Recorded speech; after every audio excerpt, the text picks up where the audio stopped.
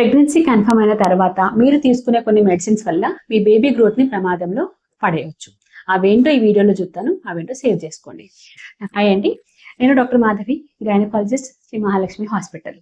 So pregnancy confirm అయిన తర్వాత first 3 months లోనే బేబీ గ్రోత్ అండ్ డెవలప్మెంట్ అనేది ఉంటుంది. ఈ టైంలో డాక్టర్ ప్రిస్క్రిప్షన్ లేకుండా మెడిసిన్స్ తీసుకోవడం వల్ల మిస్క్యారేజెస్ అవ్వడం, లేకుంటే బర్త్ డిఫెక్ట్స్ రావడం, లేదా గ్రోత్ అండ్ డెవలప్మెంట్ రెండు కూడా డిలే అవ్వచ్చు. సో అలాంటి డ్రగ్స్ కొన్ని ఏంటో ఈ వీడియోలో చూద్దాం. సో ఫస్ట్ వచ్చేసి ఐసోట్రెటినాయిన్.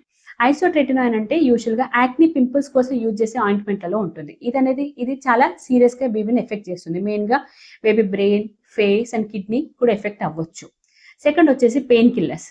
పెయిన్ కిల్లర్స్ యూజువల్గా ఐబుప్రోఫెన్ కానివ్వండి, డైక్లో అనేవి బేబీస్కి డేంజరస్ సైడ్ ఎఫెక్ట్స్ తీసుకొస్తాయి అనమాట. వాటిలో బేబీ హార్ట్ కానివ్వండి, కిడ్నీ మీద కూడా ఎఫెక్ట్ పడవచ్చు.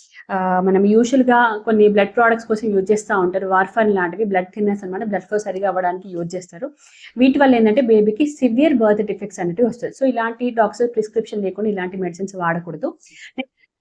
సో ప్రెగ్నెన్సీలో సెల్ఫ్ మెడికేషన్ తీసుకోకండి.